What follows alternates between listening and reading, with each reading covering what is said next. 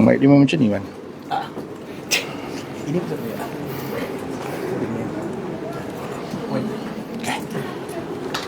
Bismillahirrahmanirrahim. Alhamdulillahirabbil alamin. Wassalatu wassalamu ala asyrafil anbiya'i wal mursalin wa ala alihi wa sahbihi ajma'in. Asyhadu an la ilaha illallah wa asyhadu anna Muhammadan abduhu wa rasuluh. Allahumma salli ala sayyidina Muhammad wa ala alihi wa sahbihi wasallam. Rabbi syrahli wa yassirli amri wa hlul 'uqdatam min lisani yafqahu qawli. Assalamualaikum warahmatullahi wabarakatuh. Alhamdulillah. Tuan-tuan dan puan-puan yang dirahmati Allah sekalian, dah makan belum tuan-tuan? Dah breakfast belum? Alhamdulillah, dah kenyang ni kan. Sebab biasa sesi-sesi macam ni kita memang kena pastikan tuan-tuan dan puan-puan kenyang dulu kan. Sebab dengan aircon yang sejuk ni kemungkinan tertidur bila kita bercerita tentang harta pusaka. Alhamdulillah, tuan-tuan dan puan-puan yang dirahmati Allah sekalian, sembang pusaka ni sebenarnya memang kita nak cerita pasal pusaka lah. Tapi sebelum kita pergi lebih jauh, saya nak tanya dulu, apa maksud pusaka? Apa definisi pusaka? Apa definisi pusaka? Ada beza definisi pusaka, definisi harta, ya? Tinggalan selepas kita meninggal dunia. Apa sahaja harta yang kita tinggalkan selepas berlaku kematian, selagi kita masih hidup, itu adalah definisinya harta. Selagi kita hidup.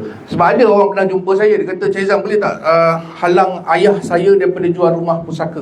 Saya tanya dia, ayah dia ada lagi ke tak ada? Ayah dia ada lagi kat rumah baca surat khabar. Rumah tu nama siapa? Rumah tu nama ayah. Saya kata itu bukan harta pusaka, itu harta ayah dia. Jadi bila harta ayah dia, boleh tak dia minta jangan jual? Tuan-tuan bayangkan situasi dia ni, tuan-tuan ada rumah, tiba-tiba nak kata, ayah jangan jual rumah ayah. Boleh ke tak boleh? Selagi kita masih hidup, harta itu adalah milik kita, betul tak? Suka hati kita lah, kita nak buat apa? Setuju? Setuju nak bagi kepada rumah anak yatim, nak bagi kepada masjid, orang lelaki pergi sembahyang Jumaat ada 100, nak daripada tabung, boleh ke tak boleh? Pernah tak minta daripada isteri, bang, yang abang nak sedekahkan 100 dalam tabung masjid? Pernah minta tak? Tak pernah. Sebab itu harta kita. Sebab tu hari ni definisi harta adalah apa sahaja harta atas nama kita, dan pastikan harta yang Allah beri pada kita dapat manfaat untuk siapa? Untuk kita lah. Bila kita sedekah, manfaat untuk siapa? Untuk kita. Bila kita buat wakaf, manfaat untuk siapa? Untuk kita. Asasnya, bila berlaku kematian, tidak buat apa-apa, wakaf dan sebagainya, harta ini definisinya akan jadi harta pusaka. Bila kita sebut tentang pusaka, siapa yang layak terima harta kita selepas berlaku kematian kita? Ni yang kita nak kongsikan hari ini dengan tuan-tuan dan puan-puan. Mungkin ada yang nak faham. Biasanya kalau saya sebut, hari ini saya sebut ramai orang faham. Dulu kita sebut, betul ke? Contoh, isteri bahagiannya 1/8. Kalau ada anak, 1/8. Betul faham 1/8. Tapi besar mana bahagian 1/8 tu? Suami meninggal, tinggalkan 80,000 dalam bank account, isteri bahagiannya berapa? 10,000 sahaja. Realiti hari ini yang berlaku bila suami meninggal, isteri ambil 10,000 ke ambil semua dalam bank? Kalau kita ikut bahagian faraid, dia dapat hanya 10,000. Dan faraid, tuan-tuan dan puan-puan, wajib. Dia adalah hukum yang diwajibkan ke atas kita. Hukumnya. Ada orang tanya saya, habis Cik Izan yang bahagi sama rata tu boleh ke tak boleh? Boleh, dengan syarat mesti bahagi faraid dulu. Dia tahu bahagian dia, barulah boleh dibagi sama rata. Contoh, adik-beradik lelaki dan adik-beradik perempuan, dia nak bahagi harta, tak apalah. Abang Sulu kata, kami semua setujulah bahagi sama rata. Boleh, dengan syarat dia kena tahu berapa bahagian dia dalam faraid. Okey, contoh dah kira-kira faraid, abang dapat 200,000, adik perempuan dapat 100,000. Tanya balik abang tadi, abang setuju tak bagi sama rata? Kena krik-krik dah. Kau betul, setuju tidak, ni banyak bahagian. Ini yang berlaku dalam masyarakat hari ini. Tak faham tentang faraid, pembahagian harta pusaka dan sebagainya. Okey, tuan-tuan dan puan-puan, sebelum kita pergi lebih jauh, saya terangkan sikit siapa sebenarnya Wasiat Syok Berhad. Pernah dengar tak Wasiat Syok Berhad sebelum ni? Pernah dengar Wasiat Syok Berhad? Dengar kat mana? Yang ni dengar kat Shopee. Kita tak pernah masuk. Biasa orang Johor kalau saya pergi buat talibat macam ni, memang dia panggil kita Wasiat Shopee, tapi kita bukan Shopee. Shopee tu dia dia online punya ni kan. Online punya ni. Kita Wasiat Syah Berhad, kita lebih fokus kepada sebenarnya kita lebih fokus kepada pengurusan harta pusaka dan juga perancangan harta. Okey, dalam ni kita ditubuhkan pada tahun 2004 di siapa? Nizam. Boleh panggil Lokman, dia cakap laptop hang. Okey, kita ditubuhkan pada tahun 2004 dan hari ini kita dah beroperasi hampir 20 tahun dalam pasaran, dan hari ini tuan-tuan kita ada hampir 70,000 masyarakat Islam yang kita dah bantu dalam menguruskan harta pusaka. Bukan sekadar bantu memberi maklumat, tetapi kita bantu menguruskan sekali ke harta pusaka tersebut. Kita dah selesaikan hampir 600 kes pusaka dan fokus kita memang hanya untuk menguruskan harta pusaka sahaja. Itu sedikit tentang Wasiat Syah lah. Okay? Jadi kalau kita pergi kepada topik kita hari ini, kita nak cerita tentang pusaka. Pusaka ni satu je syarat dia. Syarat dia mesti mati. Mati dulu baru jadi pusaka. Sama macam faraid. Faraid dia ada rukun-rukun dia. Rukun dia yang pertama dia mesti ada si mati. Kalau selagi hidup dia bukan harta faraid. Okay? Dan yang kedua dia mesti ada, ni rukun faraid rukun faraid. Dan yang kedua dia mesti ada teruskan sampai slide. Dan yang kedua dia mesti ada harta. Kalau tak ada harta dia tak jadi pusaka. Meninggal tak ada harta langsung. Ada pusaka tak? Tak ada. Sebab dia tak ada, sebab dia memang tak ada harta. Jadi kalau tak ada harta tak payah cerita lah pasal pusaka kan. Dan yang ketiga dia mesti ada waris-waris. Sebab tu di Malaysia mengikut mazhab Syafi'i, waris yang paling terakhir adalah Baitul Mal. Okey. Jadi kalau kata Caizan dia ni meninggal, dia sebatang kara lah, dia tak ada orang kenal, tak ada saudara, tak ada apa, semua harta dia akan pergi kepada Baitul Mal. Sama juga macam mualaf yang baru masuk Islam, isteri, anak semua tak ikut, contohlah dia seorang sahaja masuk Islam, meninggal dia, semua harta dia akan pergi ke Baitul Mal.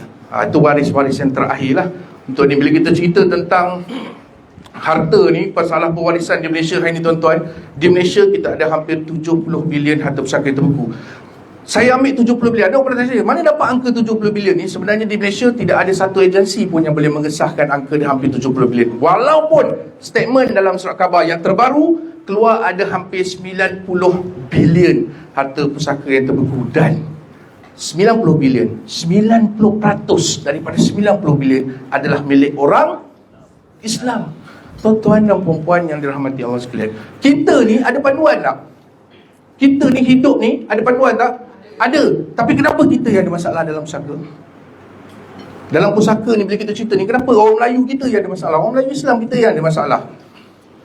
Antaranya kita buat kajian daripada 2004 Wasiat Syah ditubuhkan. Kenapa harta pusaka diterbeku? Orang Islam susah betul nak urus pusaka. Yang pertama, kerana tidak faham hukum faraid. Yang pertama, tak faham hukum faraid. Yang kedua, tidak faham proses undang-undang. Malaysia ada undang-undang tuan-tuan. Tuan-tuan tak boleh rumah ni tak payahlah tukar nama-nama. Ayah dah meninggal, kita duduk je lah ramai-ramai dalam rumah ni, tak tukar nama. Nama masih lagi nama ayah. Saya pernah pergi ke Kedah. Kedah ada antara negeri yang paling banyak menyumbang dalam hartanah yang tidak diuruskan dengan baik. Okey. So jadi saya pergi Kedah, ada seorang abang Allah tanya saya, Cik Izan, tanah ni nama arwah datuk. Dia kata nama arwah datuk dia. Arwah datuk dia meninggal, bapak dia uruskan tanah tu. Tanah tu tanah sawah lah. Bapak dia uruskan. Bila bapak dia meninggal, dia pula uruskan. Jadi dia tanya saya, siapa sebenarnya pemilik tanah ni? Pening nak jawab. Dah dia orang ni uruskan. Siapa sebenarnya pemilik tanah ni? Saya kata, datuk meninggal, sepatutnya diagihkan mengikut faraid tanah ni dapat kepada adik-beradik ayah dia.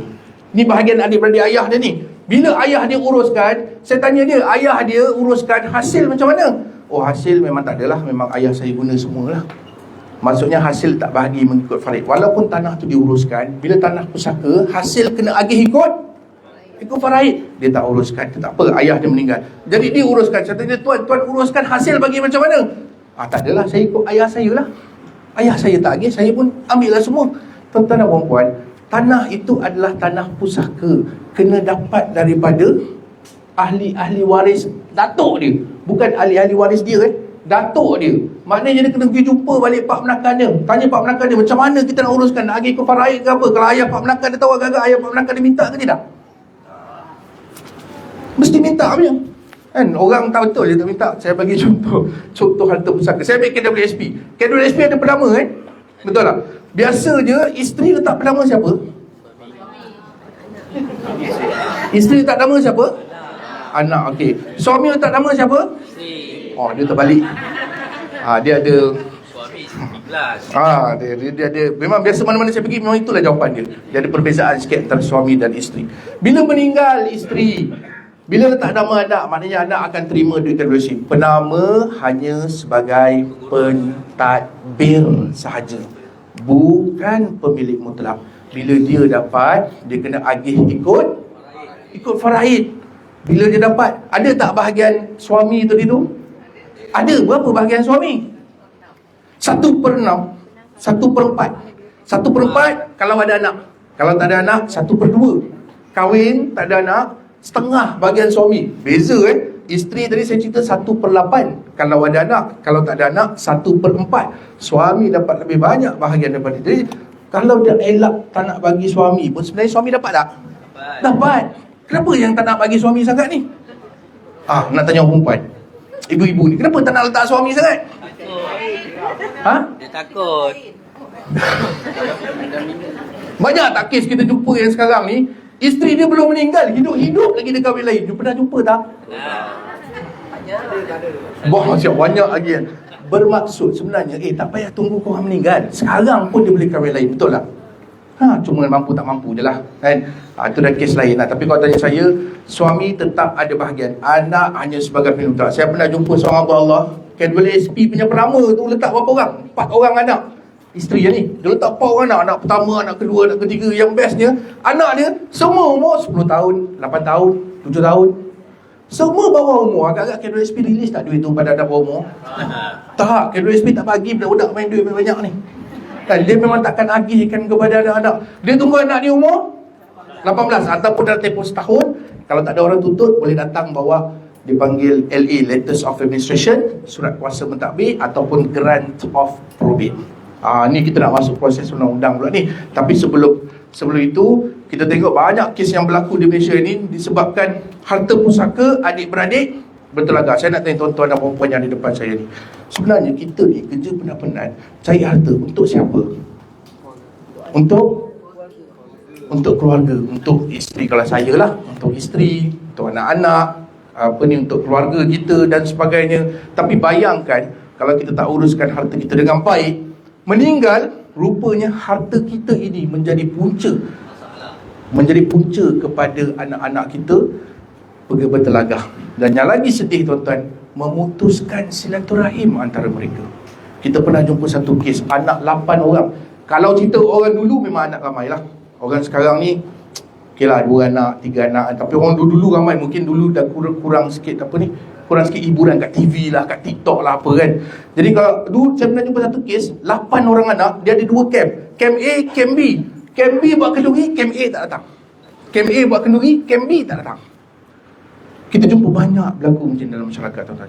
Sayang, sebab hari ni tuan-tuan cari harta untuk anak-anak.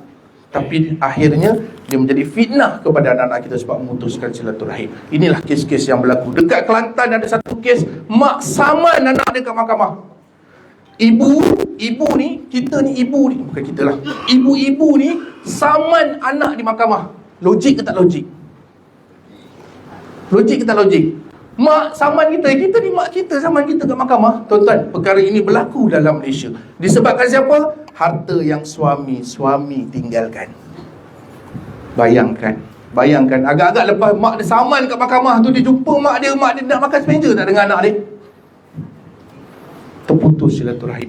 Mungkin mak dia boleh maafkan apa semua dan sebagainya, tapi bila masuk mahkamah, orang kata dia dah ada sedikit perselisih faham. Ada juga kes-kes yang sebenarnya ada orang tanya, Cik Zan, harta banyak senang ke harta sikit senang? Kalau tanya saya, dua-dua susah. Sebab harta sikit lagi ramai yang berebut. Betul tak? Sebab sikit. Ada kes buat caterer, arwah ayah dia buat caterer, pinggan mangkuk pun bergaduh adik-adik. Pinggan mangkuk bang-bang caterer. Saya tahu barang itu bernilai, tapi bergaduh adik-beradik. Itu kes yang tak banyak harta. Ada yang 1 biji kereta pun bergaduh. Bayangkan 1 biji kereta meninggal, tinggalkan sebiji kereta tu, bergaduh adik-adik. Sebab apa? Sebab semua orang nak pakai. Kan? Sedangkan ada sepatutnya kereta itu dibahagikan mengikut faraid, betul tak? Kalau isteri 1/8, suami meninggal, dalam kereta tu kita potong 8, isteri 1/8. Bahagian mana isteri dapat? Ha? Bahagian steering dia dapat. Nak bawa macam mana? Dan bahagian anak-anak yang lain? Biasanya dalam Malaysia tak pernah lah saya jumpa orang potong kereta. Cumanya biasa dijual, kemudian hasil itu diagihkan. Tetapi kebanyakan waris-waris yang tak ada kenderaan, dia akan gunakan kenderaan itu untuk bertambah pendapatan dan sebagainya. Dan yang paling sedih sekali, tanpa minta kebenaran daripada waris-waris faraid yang lain. Okay, tuan, sangat-sangat bahaya disebabkan perkara-perkara ini yang cerita tadi, cerita yang tak ada harta. Ni yang banyak harta pun jadi masalah. Lagi-lagi ada yang berpoligami. Kan? Poligami ni banyak cabaran kita jumpa. Poligami ni bukan banyak masalah, dia cabaran. Kita tak punya masalah, cabaran nak menyelesaikan harta pusaka tu kan. Sebab dalam hukum faraid, isteri bahagian dia 1/8. Allah dah tentukan 1/8 kalau ada anak. Itu kalau seisteri. Kalau 2 isteri 1/8 bahagi 2. Berapa 1/8 bagi 2? 1/16. Kalau 2 kan, tiba-tiba tambah lagi 1, 3. Berapa 1/8 bahagi 3? 1/24. Ada orang kata, besar bahagian dan 1/24. Tak besar. 1/24 tu kecil sebab pecahan ni angka bawah pun besar, bahagian dia lagi kecil. Kalau 3, kalau 4, 1/32 bahagi sama rata tanpa membezakan nombor 4 dan nombor 1. Macam okey tak kawan-kawan ibu? Mengikut hukum faraid, okey tak kawan-kawan ibu? Memang sikit, memang itulah bahagian yang Allah dah tentukan dalam surah An-Nisa ayat 11, 12, 176. Okey tak ibu-ibu? Kalau semasa hidup tak okey, lepas meninggal okey tak? Langsung tak okey. Kalau masih hidup pun boleh bertelagah, dah meninggal lagi tu. Tapi kadang-kadang ada suami yang dia bijak, kan? Alah biarlah, dah meninggal, aku dah tak ada, kau nak gaduh-gaduh lah, kan? Tapi saya balik kepada asas. You all, kita semua ni cari harta untuk siapa? Untuk manfaat isteri dan anak. Disebabkan benda-benda macam ni lah akan menyumbang kepada 70 bilion harta pusaka yang terbegu. Okey, bila kita cerita pasal pusaka, wajib mati dulu baru jadi harta pusaka. Okey, jadi sebenarnya apa itu harta? Kita tengok, ni contoh-contoh harta yang saya tunjuk ke depan. Sebab saya pernah jumpa ramai orang dalam Malaysia ini, bila jumpa je, alah Cik Zan, saya ni bukan ada harta, hutang banyak lah. Hutang, tuan-tuan, wajib dibayar. Mati syahid sekalipun, hutang wajib dibayar. Mati syahid sekalipun kena bayar hutang. Hari ni tuan-tuan, saya pergi mana-mana, saya akan kongsikan 3 tips dalam menguruskan harta pusaka. Nak selesaikan harta pusaka, gunakan 3 tips ini. Yang pertama, tuan-tuan, tolong senaraikan hutang. Tolong senaraikan. Sebab banyak kes saya jumpa, bila suami meninggal, isteri atau pembalu ni tak tahu pun hutang suami kat mana. Tak tahu hutang suami. Saya pernah jumpa satu kat Kuala Selangor. Tanya dia datang jumpa kita, Cik Aizan boleh tak uruskan harta pusaka arwah suami? Saya kata, memang itu tugas kita. Memang itu kita punya kepakaran. Jadi boleh saya bantu uruskan harta pusaka arwah suami puan. Cuma saya nak tahu, apa harta yang suami puan tinggalkan? Tak tahulah saya. Harta pun tak tahu nak urus apa. Kan? Okey, tak apa. Hutang ada apa-apa hutang arwah tinggalkan? Tak tahu saya. Maksudnya dia tak tahu apa-apa langsung. Sebab tu suami jangan suruh harta daripada isteri. Kesian isteri tu. Kalau nak suruh pun, tolong buat senarai. Yang pertama, tolong buat senarai harta. Yang pertama. Sebab ada orang kata, harta ni pun. Tuan-tuan, pinjaman rumah biasanya akan ada MRTT, MRTA. MRTA ni apa fungsi dia? Bila kita buat loan rumah, biasanya kalau meninggal, MRTT dan juga MRTA akan cover baki loan. Maknanya rumah itu tidak ada hutang kepada waris. Bermaksud rumah itu menjadi aset kepada si mati. Bila jadi aset, waris-waris boleh tuntut di peringkat pejabat besar kecil ataupun mahkamah tinggi sivil. Maknanya dia akan jadi harta pusaka. Sama juga dengan kenderaan. Kenderaan ini pun dia ada juga insurans. Kalau kata berlaku kematian, ada cover baki loan. Bermaksud semua aset-aset ni jadi harta ke jadi hutang? Dia jadi harta. Jadi siapa kat depan saya hari ni, tak ada satu pun aset yang saya tunjuk kat depan. Sila kat tangan. Satu pun tak ada jaizat, saya satu pun tak ada jaizat. Yang tu tak payah dengar sampai habis sebab saya percaya tuan-tuan memang tak ada harta.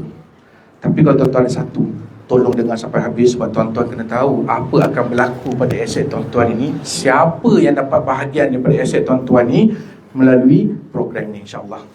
Okey. Jadi semua ada harta jadi saya tak dengar lagi orang kata tak ada harta dengan saya. Kan kalau tak ada harta, tak tahu dia tidur berjabatan agaknya kot. Kan rumah sewa apa semua dan sebagainya. Tapi kereta, walaupun ada kereta, ibu-ibu ada barang kemas. Barang kemas itu pun harta. Biasa barang kemas ni kalau berlaku kematian, dia bagi pada siapa?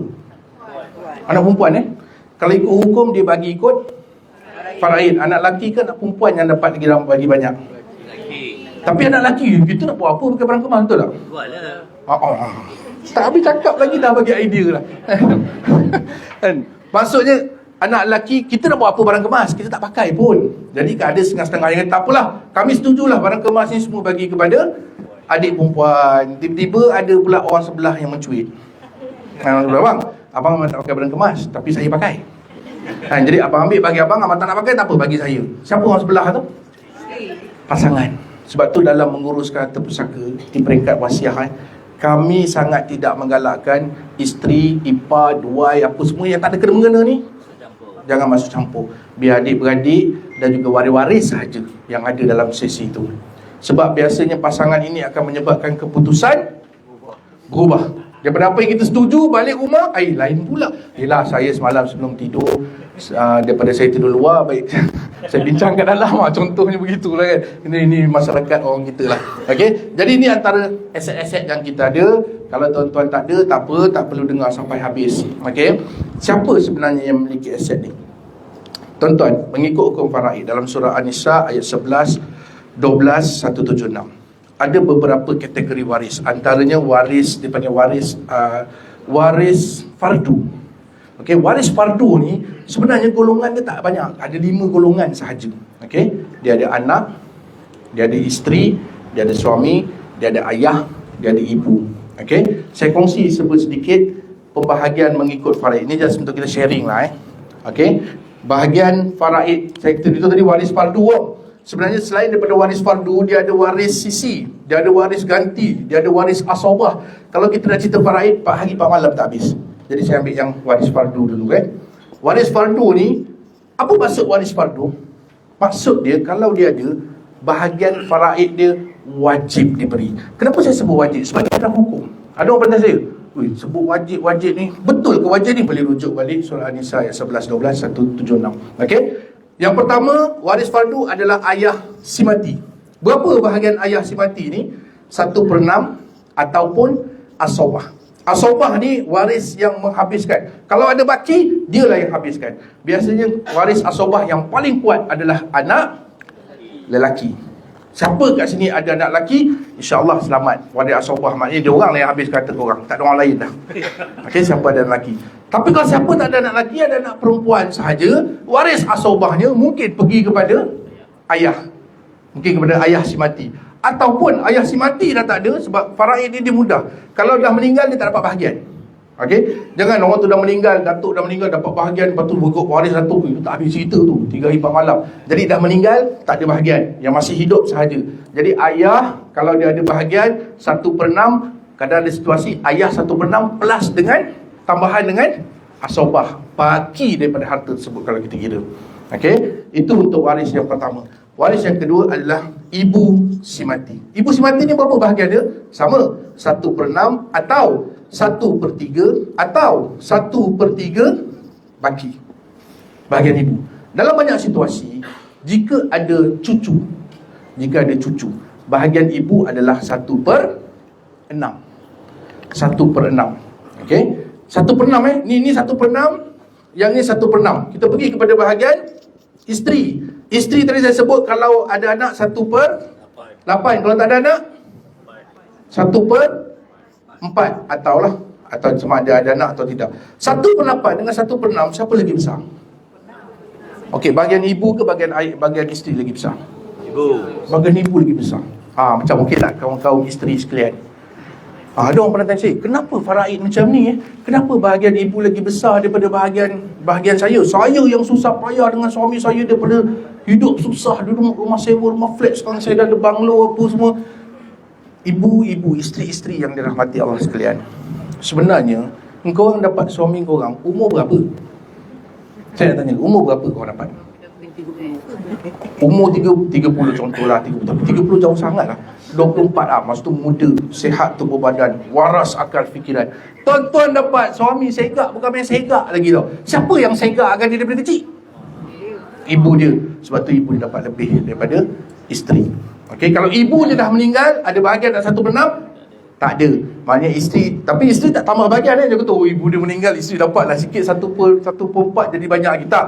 Bila ibu meninggal, bahagian isteri tetap 1/8. Okey. Suami, berapa bahagian suami kalau isteri meninggal? 1/4 atau 1/2. 1/4 kalau ada anak. 1/2 kalau tak ada anak. Separuh bang kita dapat. Macam okey ya. So kita tamak. Sebab dah bahagian memang terpaksa ambil lah. Oh, terpaksa. Sebab dah memang bahagian. Contoh, ini bahagian untuk suami. Kemudian anak, kategori yang kelima, anak. Kalau anak lelaki dan perempuan, 2 nisbah 1. Anak lelaki dan perempuan. Kalau anak perempuan sahaja, 1/2. Kalau seorang. Kalau lebih daripada seorang, 2/3 bahagi sama rata. Ini contoh Kalau anak lelaki sahaja, macam saya ada 5 orang adik-beradik lelaki. Hang tuah, hang jebat, hang apa semua ada dalam tu. Kalau ada 5 orang, semua lelaki, bahagi sama rata apa sahaja baki. Bahagi sama rata. Sebab anak lelaki dia adalah asobah, yang menghabiskan harta. Okey, untuk anak lelaki. Jadi ini bahagian yang waris fardu, yang kalau diorang ada ni, memang wajib terima. Memang patut bagi pun bahagian diorang.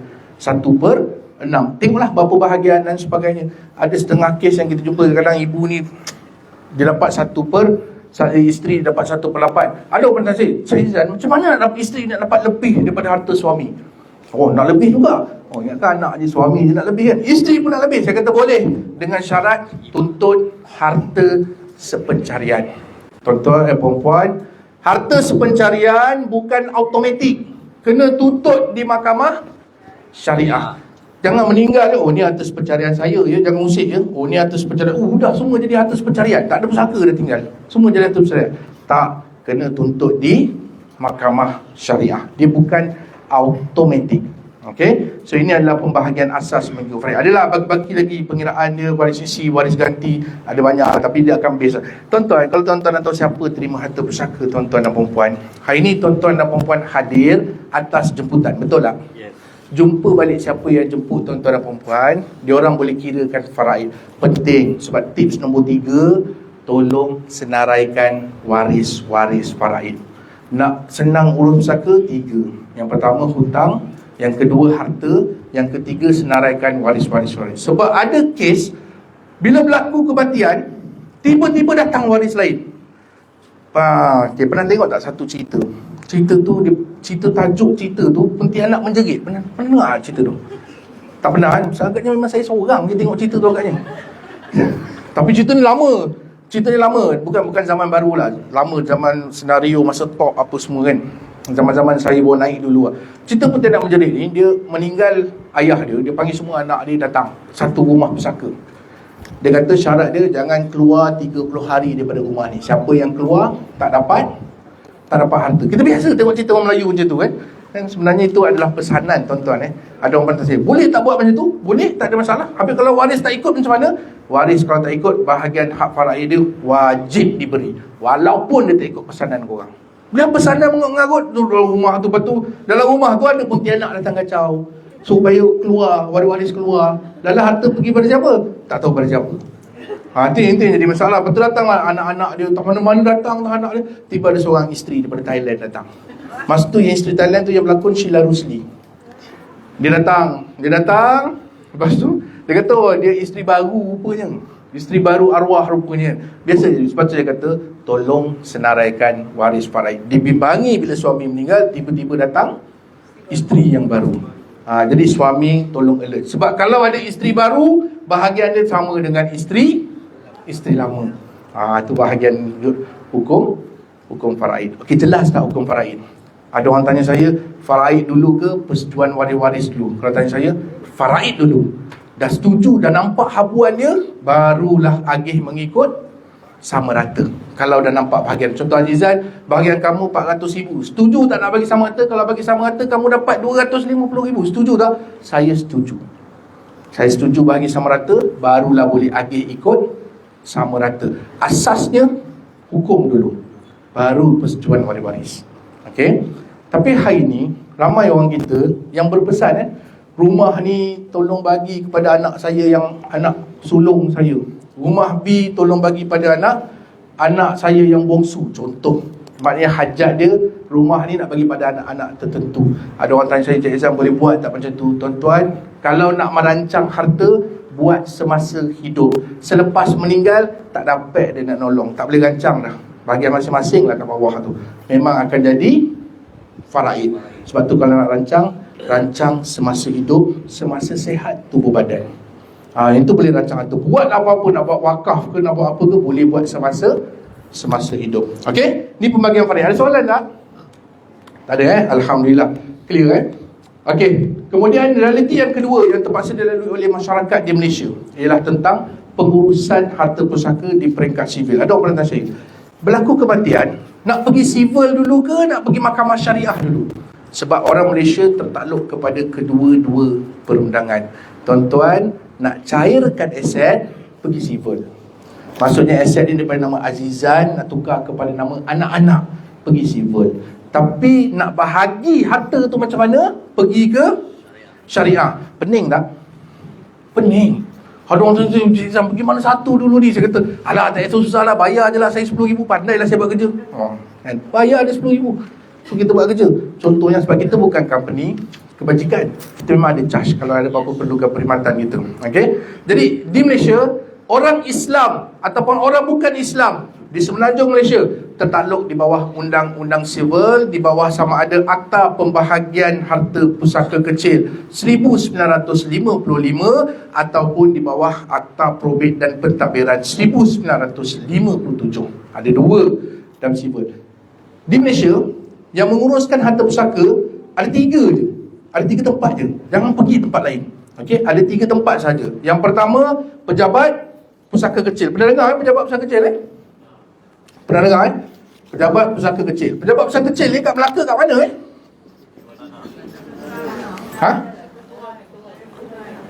Kat mana?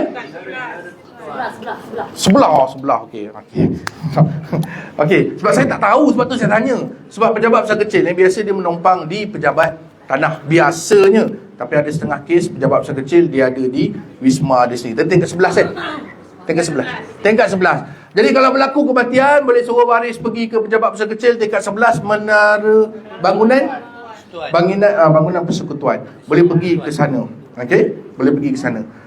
Saya beritahu pada tuan-tuan dan puan-puan, kena ingat kalau yang meninggal tu kita kena sampaikan pada waris-waris kita. Syarat nak pergi pejabat pusaka kecil ni, yang pertama ialah mesti harta bawah 2 juta. Terima kasih. Harta bawah 2 juta. Harta bawah 2 juta boleh pergi ke pejabat pusaka kecil. Okey, jadi siapa kat sini harta yang lebih 2 juta? Rasa-rasa lebih 2 juta. Ada tak? Tak sampai kot, semua bawah 2 juta kot. Maknanya kalau bawah 2 juta boleh pergi ke pejabat pusaka kecil. Pindaan akta pejabat pusaka kecil 1955 akan tambah nilai daripada 2 juta kepada 5 juta. Tapi belum dilaksanakan lagi pindaan tu. Maknanya kita tahu bila nak laksana. Setakat ni info yang saya dapat memang masih lagi bawah 2 juta. Boleh pergi ke pejabat pusaka kecil dengan syarat nak pergi ke pejabat pusaka kecil, harta bawah 2 juta dan juga ada harta tak alih dan alih. Apa definisi harta tak alih dan alih? Harta alih adalah harta yang boleh alih. Contohnya tunai, kereta, KWSP. Maknanya yang boleh dicairkan, yang boleh dialih-alihkan. Tapi kalau harta tak alih, properties. Apa sahaja jenis properties, apartment, tanah dan sebagainya, boleh pergi ke pejabat pusaka kecil. Mana-mana pejabat pusaka kecil yang ni lah, yang adalah di Melaka kan di tingkat 11. Okay, kalau di KL kat mana? Dekat Jalan Semarak atau dekat Wisma apa dah. Tapi ada Wisma Jupem. Ada orang tanya saya, macam mana pejabat pusaka kecil? Kalau tanah dia ada dekat Johor, ada dekat Negeri Sembilan, ada dekat Melaka, nak pergi pejabat pusaka kecil mana ni?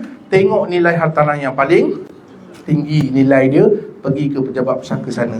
Kalau ayah ada harta dekat Johor, dekat Muar Johor, pergi ke pejabat pusaka kecil Muar Johor. Okey, itu bagi harta yang bawah 2 juta. Tiba-tibanya, sebab tu saya kata awal-awal tadi, senaraikan aset. Jadi tuan-tuan boleh tahu berapa nilai aset. Tiba-tiba kira-kira aset melebihi pula 2 juta. Aset melebihi 2 juta. Kalau harta lebih daripada 2 juta, pergi ke mana? Kalau harta lebih kepada 2 juta, pergi ke Mahkamah Tinggi Sivil. Okey, Mahkamah Tinggi Sivil. Tuan-tuan, waris-waris kalau nak pergi, dia tak boleh jumpa direct hakim. Dia kena jumpa Puan, siapa ni nama? Puan Munawirah. Puan Munawirah ni dia peguam. Kena jumpa Sulaiman Akraken. Jadi kalau nak pergi ke Mahkamah Tinggi Sivil, kena jumpa Sulaiman Akraken. Tak boleh pergi seorang-seorang. Maknanya kena jumpa Puan Munawirah lah. Jadi kalau jumpa Puan Munawirah ni, dia bukan free lah. Kita buat kerja tak free, ada charge kan. Biasanya charge tu bergantung lah. Di dalam akta probit dan pentadbiran, sesiapa yang menguruskan harta pusaka, sama ada Puan Munawirah ataupun Azizan ataupun syarikat mana-mana pun, boleh mengenakan charge maksima sehingga 5% daripada nilai harta. 5% daripada nilai harta. Jumpalah dengan Azizan. Cik Azizan, boleh tak uruskan harta pusaka arwah ayah saya, nilaiannya lebih kurang dalam 2 juta lah. Saya kata boleh, saya ambil 5%. Ini mengikut akta maknanya undang-undang benarkan saya charge. Saya kata apa boleh kita uruskan, kita ambil 5% daripada nilai harta. Nilai harta berapa? 2 juta. 2 juta 5% berapa? 100,000. Waris-waris kena standby lah 100,000. Tapi kau tanya saya, tak adalah pun kata kejam betul Cik Izan ni. Itu maksimum. Ada yang ambil minimum, ada yang ambil ikut suka dia. Ada juga yang ikut suka dia, kawan-kawan boleh je berkaunting-kaunting kan. Tapi kau tanya saya, asasnya dalam perundangan 5%. Jadi siapa kat sini ada harta 1 juta ataupun 2 juta, malas nak pergi ke pejabat pusaka kecil, kita pergi cari je lah orang yang boleh uruskan, kena standby 5%. Kalau harta 1 juta, standby 5% berapa? 50,000. Standby siap-siap. Kalau ada kata, saya mana ada 50,000, itulah yang menyebabkan harta pusaka terbeku. Alah, malaslah nak fikir, biarlah harta pusaka kita pada harta kita, kita jaga harta kita je. Besok dia meninggal pun harta dia pun terbeku. Apa maksud terbeku? Terbeku ni maksud tidak dapat manfaat oleh waris-waris. Rumah masih lagi nama arwah. Account bank, kalau kita tengok tabung haji punya statement tahun 2017, ada hampir 34 juta yang tak tuntut di tabung haji. 34 juta tak tuntut tuan-tuan dekat tabung haji. Sebab apa tak pergi tabung haji tuntut? Sebab apa? Pertama, sebab tak tahu betul ke ayah ni ada harta kat tabung haji. Sebab ayah pun tak pernah bagi tahu ada harta kat tabung haji. Waris-waris pun tak tahu. Biarlah lancarlah, tak faham je lah apa semua kan. Kerana pertama tak tahu. Yang kedua, tak tahu proses. Mana nak pergi? Pergi je lah tabung haji. Tabung haji ada penama tak? Ada. Tabung haji ada penama. Penama pergi-pergi, alamak penama pula arwah mak meninggal serentak, mak dengan ayah. Arwah mak pula aduh penama dah meninggal. Tabung haji ada 2 penama. Yang pertama, kalau meninggal tengok penama nombor 2. Penama nombor 2 Abang Long boleh pergi keluarkan duit tabung haji tu. Okey, itu untuk tabung haji. Setiap aset ni tuan-tuan dan puan-puan, dia punya undang-undang dia berbeza. Setiap aset. Itu saya cerita tabung haji. Kalau kita cerita hartanah, dia tertakluk di bawah Akta Kanun Tanah Negara 1960. Kita kena tengok balik akta kata apa kan, Kanun Tanah Negara. Akta di bawah tanah pertanian berapa banyak boleh ni. Tapi cuma kalau tuan-tuan dan saya turun milik, tak kisah berapa banyak pun. Sebab tu kita pernah jumpa satu tanah kadang-kadang sampai 100 nama. Sebab itu dipanggil turun milik. Tapi kalau tuan-tuan nak pindah milik semasa hidup, tanah pertanian terutamanya, 1 ekar 1 nama. Nak transfer semasa hidup, peninglah Cik Izzah ada harta banyak, saya transfer lah masa hidup pada anak-anak. Boleh, tengok status tanah. Kalau tanah pertanian, 1 orang 1 ekar. Tapi saya nak bagi pada 10 orang anak saya. Dah ini je lah tanah yang ada 2 ekar ni. Kalau meninggal, bagi juga pada anak, 10 akan masuk nama. Tapi mengikut pembahagian faraid. Kalau saya nak bagi sama rata, macam mana Cik Izzan? Itu yang kita kata perancangan. Tuan-tuan, selagi hidup ni rancanglah. Allah dah bagi kita ruang untuk rancangan. Rancanglah. Sebenarnya banyak dalam kaedah syariah ni kita boleh buat perancangan. Antaranya kita boleh buat hibah. Pernah dengar hibah? Kan hibah kita boleh buat semasa hidup. Jangan buat selepas meninggal. Meninggal tak boleh buat hibah. Kalau dah meninggal, meninggal lah. Semasa hidup boleh buat hibah bagi kepada anak 10 orang. Boleh tak? Boleh. Tak ada masalah. Sebab kita laksanakan selepas berlaku kematian. Itu contoh. Dan sebab tukar nama dalam geran mengikut undang-undang sivil. Tapi mengikut hukum syarak, kita buat semasa hidup, kita hibah pada 10 orang. Okey? Itu bagi harta yang nilaiannya 2 juta ke atas. Kemudian harta yang nilaiannya 600,000 ke bawah, syaratnya ada harta alih sahaja. Alih sahaja. Tak ada rumah, tak ada apartmen, tak ada apa lagi, tak ada tanah, tak ada ladang, tak ada apa. Kalau 600,000 sahaja, boleh pergi ke Amanah Raya Berhad. Amanah Raya Berhad dalam bidang kuasa ni, di bawah Akta Amanah Raya Berhad 1997, menguruskan harta pusaka yang nilaiannya 600,000 ke bawah dengan syarat ada harta alih sahaja. Pergi ARB, ada rumah, arwah ada rumah ni, pergi ARB. ARB tolak tak kes tu? Tak, dia ambil juga. Cuma tanah tu dibawa ke pejabat pusaka kecil untuk uruskan. Jadi ada 2 proses kat situ lah. Sebab tu hari ni kita sentiasa educate masyarakat. Kalau ada harta, pergi satu tempat senang. Kalau pergi pejabat pusaka, semua boleh pergi. Pejabat pusaka ni, harta alih, tak alih, semua boleh urus kat sana. Syarat dia mesti ada harta tak alih saja. Kalau ARB, harta alih saja. Kalau harta tak alih, dia kena juga pergi ke pejabat pusaka kecil. Tuan-tuan pergi ke Amanah Raya Berhad, Amanah Raya Berhad bawa pergi pejabat pusaka kecil. Sama tak proses dia? Sama, baik pergi terus ke pejabat pusaka kecil. Contohnya begitu. Kita mudahkan proses tu. Tak perlu sampai 2-3 proses. Okey? Itu contoh. So ini adalah proses pengurusan pusaka di Malaysia. Jadi yang ini dah faham Boleh Jadi kalau kata dah faham, tolong buat senarai aset. Lepas tu tengok aset lebih ke tidak 2 juta. Kalau bawah 2 juta, yang datang suami isteri, Alhamdulillah. Yang datang seorang-seorang ni balik beritahu pada suami, bang, besok kalau apa-apa jadi kat Mah nanti, abang pergi pejabat pusaka kecil dekat mana? Wisma Persekutuan, tingkat 11, uruskan pusaka Mah. Agak-agak suami tengok macam mana? Betul ke Minah ni kan? Dan tapi dia reflection dia lain lah. Kalau suami cakap dengan isteri, reflection dia lain. Mah, kalau abang tak ada sehari 2 ni, pergilah pejabat pusaka kecil, uruskan harta abang. Sebab harta abang hanya ada 1.2 juta. Dia banyak harta abang kan? Tapi dia tak mengharapkan suami dia meninggal. Dia macam pelik lah, bahaya ni suami ni, tanda-tanda tu kalau keluar surat khabar tu meninggal aksiden, tanda-tanda meninggal. Dia cerita lah, ni arwah ni lah, itulah ini. Sebenarnya itu a sign lah orang panggil dia. Tapi isteri akan jadi risau lah, sebab suami ni dia ketua keluarga. Okey, dia ketua keluarga. Kalau dia apa-apa berlaku pada dia, semua isteri dan anak-anak akan risau. Sebab tu kena buat perancangan. Ada banyak perancangan dalam Malaysia ni kita boleh buat dari sudut kewangan. Contohnya takaful. Takaful contohnya. Takaful ni ambil polisi 1 juta, hibah pada isteri 1 juta. Ada pernah buat tak? Pernah tak ada orang buat? Pernah ada orang buat hibah polisi pada isteri 1 juta. Kalau kita meninggal, isteri ni dapat berapa? 1 juta. Jutawan kot.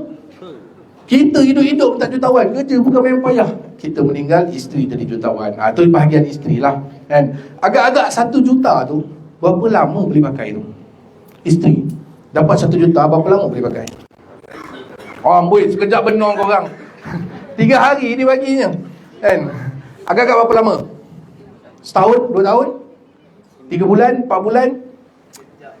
Kalau kita merancang dengan betul, dengan tepat, duit 1 juta tadi kita boleh agih by bulanan kepada isteri. Kalau sebelum ni kita bagi 3,000 pada isteri, kita boleh bagi 3,000 lah. 3,000 daripada 1 juta mungkin tahan 5-6 tahun, berbanding dengan nak bagi pada isteri setahun habis kan.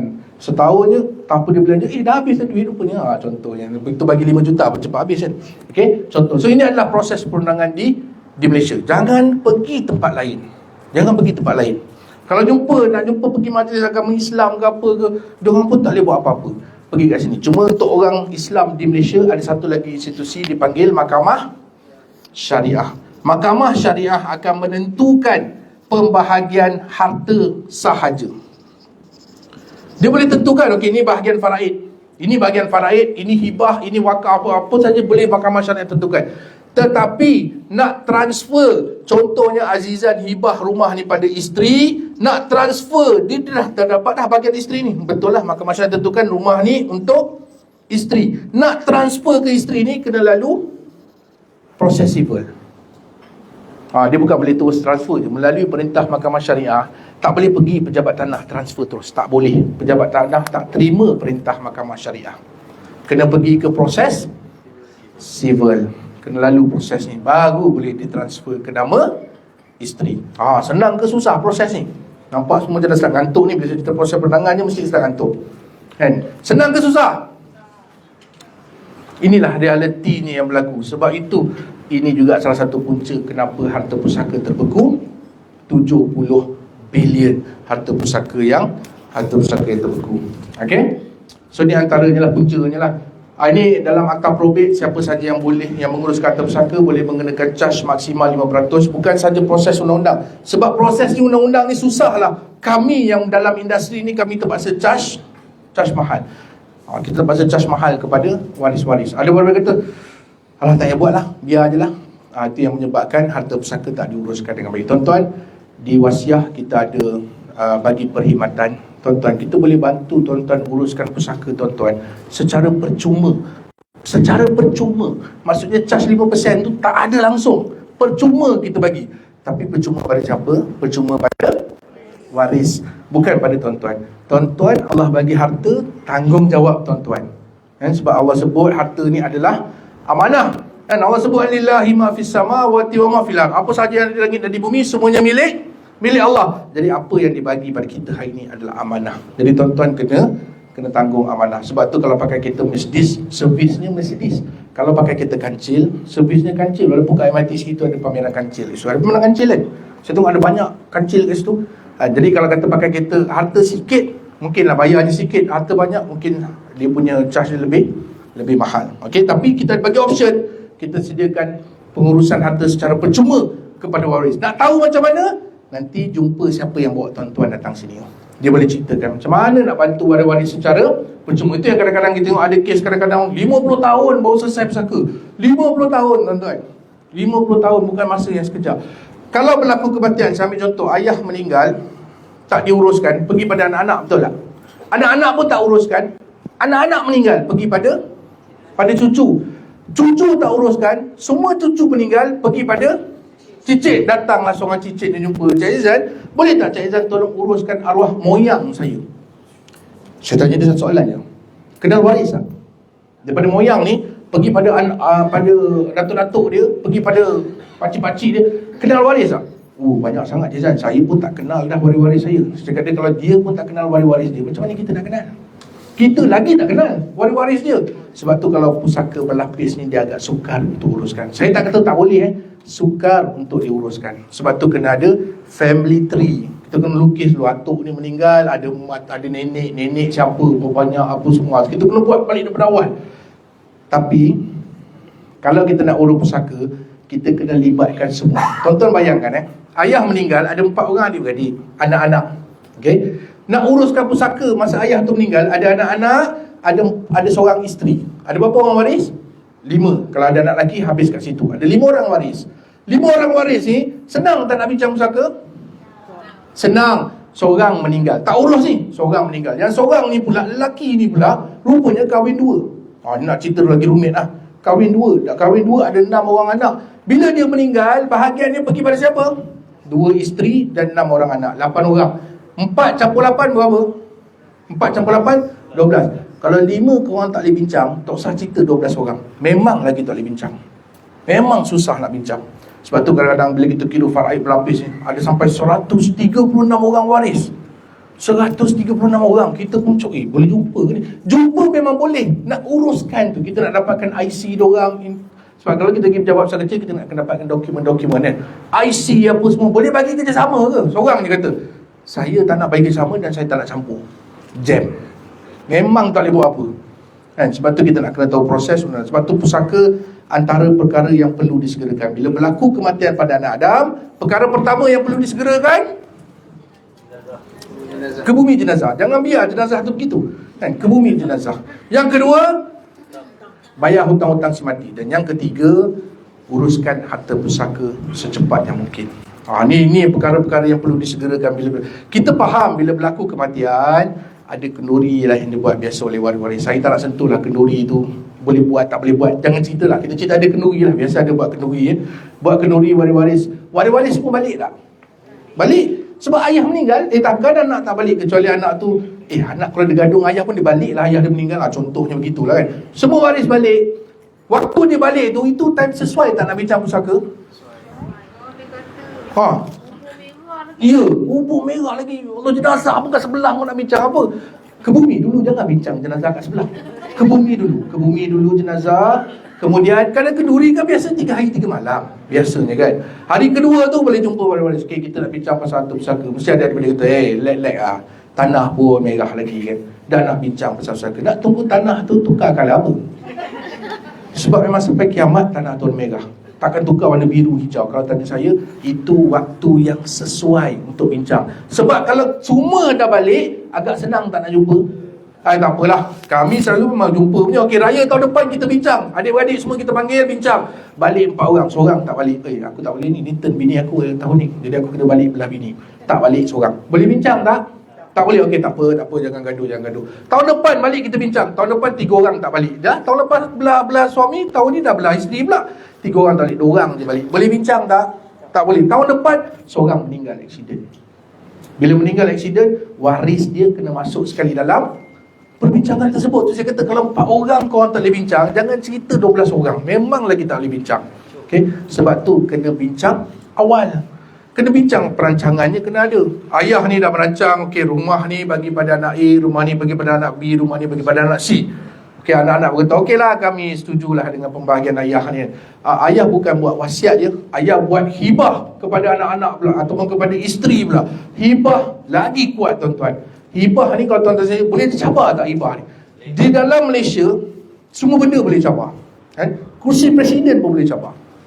Itu contoh nak bagi contoh kan. Jadi kalau tanya saya, semua benda boleh cabar dalam Malaysia, sama ada menang ataupun kalah. Kalau tanya saya, hibah kalau dibawa ke mahkamah syariah, cukup rukunnya, cukup dia punya rukun-rukunnya, pemberi, penerima, ijab dan kabul, dan juga korban dan juga harta tersebut, InsyaAllah 99% akan lulus hibah tu oleh mahkamah syariah. Maksudnya memang hibah tu, sebab tu wasiah kita dah dapatkan hampir 300 perintah pengesahan hibah di seluruh Malaysia. Kita pernah dapatkan. Okey, jadi kalau tanya saya, nak bagi harta, nak buat wasiat ke nak buat hibah? Buat hibah lebih tepat dan lebih kuat, lebih selamat. Ada orang tanya saya, buat wasiat tak boleh ke? Boleh, tak ada masalah. Tapi dia balik kepada persetujuan waris-waris selepas kematian. Saya bagi contoh. Ayah ni buat wasiat. Okey, dia panggil anak-anak dia, Alung, Angah, Ucu balik rumah. Ayah nak buat wasiat. Anak-anak balik tak? Balik lah. Tak balik kau tak dapat harta kau. Kena balik. Okey, anak-anak pun balik semua. Okey. Jadi hari ni ayah kenalkan kawan ayah. Yang ni adalah Commissioner of Oaths ataupun Persuri Sumpah. Jadi apa yang ayah cakap, dia akan catat. Okey, hari ni saya nak berwasiat bahawa rumah yang saya ada ni, saya nak wasiat kepada Alung. Angah, Ucu, setuju tak? Berani kau cakap tak setuju. Memang kau tak dapat apa pun. Setuju ayah? Okey, semua setuju. Okey, alright. Okey, tanah tepi jalan, ayah wasiatkan kepada Angah. Alung, Ucu, setuju tak? Setuju. Okey, ni Persuri Sumpah ni tengah catat ni. Tengah type lah. Dia zaman dulu lah, konon-konon type. Okey, untuk Ucu, ayah wasiatkan kamu tanah hujung kampung, tanah paya. Sebab kamu suka mancing, kau ambil tanah paya. Dia akan dengar cakap ayah, betul lah. Setuju tak? Sekarang ni mungkin zaman dia Gen apa sekarang? Gen Z ya. Gen Z ni kan dia pelik-pelik sikit lah. Tapi tak apa, still okay kan? Cuma kalau tanya saya, orang dulu kalau ayah cakap okay, 100% ikut. Tapi sekarang dia ikut, tapi dia ada kona-kona sikit, sampai ke jalan tu lah. Okay. Jadi kalau tanya saya, okay, semua setuju. Okay, Commissioner of Oaths tolong tulis, dia chop saya wasiat, disebut wasiat. Bila sebut wasiat akan dilaksana selepas mati. Semasa hidup wasiat tidak terlaksana. Okey. Lepas tu 2-3 bulan meninggal ayah dia. Anak Alung tadi bawalah dokumen wasiatnya, ayah tulisnya, okey, ayah mewasiatkan rumah ni pada Abang Long. Jadi hari ni rumah ni Abang Long punyalah. Tiba-tiba Ucu pula kata, Ucu dapat tanah paya. Dia memang dapat tanah paya. Tanah tak ada harga. Jadi kata, saya tak setuju. Saya nak rumah ni bahagian faraid saya. Agak-agak Ucu tu dapat tak rumah tu bahagian faraid dia? Dapat. Sebab bila bertelagah sesama kamu, balik semula kepada Al-Quran dan As-Sunnah. Bila bertelagah. Jadi kalau ada pergaduhan, balik semula kepada hukum, iaitu hukum faraid. So wasiat dia boleh terbatal kalau tidak ada persetujuan. Dan persetujuan itu bukan diambil masa buat wasiat, selepas meninggal. Jelas jelas. Itu kalau kita bahagi harta dengan membuat wasiat. Sebab tu ada orang tanya saya, buat wasiat ke buat hibah je? Saya tanya dulu, nak bahagi harta ke just nak buat pentadbiran sahaja? Saya nak bagi harta. Nak bagi harta buat hibah. Lebih jelas dan tepat berbanding buat wasiat.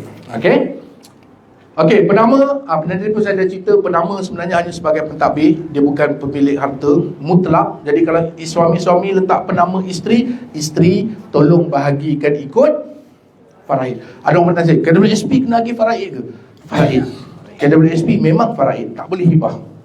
Tak boleh hibah. Sebab hibah ni asas dia mesti harta saya, milik mutlak saya. KWSP milik mutlak kita ke? Tak. Sebab kalau boleh mutlak kita, saya tak ada duit, saya boleh pergi KWSP keluarkan duit saya. Tak boleh, dia tak ada ATM machine. Kena tunggu air sinar, air citra, air lagi. Tapi sekarang macam tak ada harapan ni nak air kan. Jadi kalau tadi saya, KWSP tak boleh dihibahkan. Sebab tu isteri kalau dapat bahagi ikut faraid. Bila isteri dapat, dia bagi ikut faraid. Dia bagilah dikira. Ada kes-kes juga yang datang jumpa kita pun bahagi ke faraid. Okey, isteri 1/6, isteri 1/8, apa semua. Kita dah kira-kira kan. Duit KWSP ada lebih kurang dalam 300,000. Jadi bahagian ibu dapatlah lebih kurang dalam 80 ke 90 ribu lah. Lebih kurang 80 ke 90 ribu. Jadi saya beritahu pada balu ni, telefon mak mentua, bagi tahu mak mentua bahagian dia 80 ribu. Okey. Rasa-rasa kalau dia telefon mak mentua dia, cakap, mak, bahagian mak dalam KWSP arwah abang ni adalah sikit, tak banyak pun, 80 ribu je. Mak nak ke tak nak? Rasa-rasa orang tu jawab apa? Nak kan? Boleh pergi haji package PAP, tak perlu pergi muasasah package. Contohnya lah kan. Kau tanya saya, semua orang nak. Tapi kalau isteri tadi jumpa telefon mak mentua dia, mak, bahagian KWSP arwah abang ni adalah sikit, mak, tak banyak lah. Mak nak ke tak nak? Beza tak tone? Dia punya tone dia tu beza. Orang tua tu agak cakap apa? Tak apalah, ambil lah, besarkanlah cucu-cucu mak kan. Sebab dia tak tahu nilai tu RM 80,000. Sebab tu kalau tanya saya, nak sebut nilai ke tidak? Kalau tanya saya, sebut nilai, baru kita tahu dia lepas ke tidak. Saya ulang balik tadi, nak bahagi sama rata ataupun nak tolak bahagian, mesti tahu berapa habuan dia. Itu dia panggil takharus dalam faraid, menolak bahagian dia. Kita panggil takharus. Jadi kalau tanya saya, kena sebut. Isteri-isteri, hati-hati. Lagi-lagi wang tunai KWSP yang penama kita. Dan sama juga macam akaun bank. Kan suami isteri kan dia ada kad kan. Dalam akaun bank ni, biasanya isteri tahu tak kad bank suami punya ATM? Tahu kan? Suami tahu tak kad bank isteri punya ATM? Tahu juga. Nasib baik jawapan sama. Okey? Tahu. Tahu. Maksudnya bila berlaku kematian, isteri ni senyap-senyap pergi cocok. Bank tahu tak suami dia meninggal? Tak, kalau tak ada orang report. Kecuali isteri kata, bank, suami saya dah meninggal, saya nak buat keluar duit daripada akaun. Lepas tu bank dia takkan cakap, oi kesiannya bila meninggal. Oh ya ke? Tak apalah, nanti datang kita release akaun tu. Berapa nilai dalam akaun tu? Lebih kurang 100,000. Nanti kita release, datang kita release duit tu. Tak, bank akan minta surat kuasa mentadbir. Kat mana nak dapat surat kuasa mentadbir? Pejabat Pusaka Kecil, Mahkamah Tinggi Sivil ataupun Amanah Raya Berhad. Okey, kena pergi sana balik. Orang tak boleh suka pergi bank tu. Memang dia tak bagi punya. Memang dia minta surat kuasa mentadbir. Jadi isteri pun, aduh penting lah macam ni, pergi cocok. Kalau lepas report, korang cocok tak lepas, sebab bank dah block. Tapi kalau tak report, cocok boleh keluar lagi tak? Boleh. Sehari 5,000, sehari 5,000. Maksimum lah tu. Maksimum lah tu kan. 5,000. Yang lagi best kan online. Tahu password suami online, transfer, terus transfer. Tuan-tuan, bila meninggal, harta itu jadi pusaka. Bila jadi pusaka, kalau tanya saya, ikut hukum dulu. Kalau nak ambil ke nak apa ke, ikut hukum dulu. Kalau waris setuju, korang ambil lah, tak ada masalah.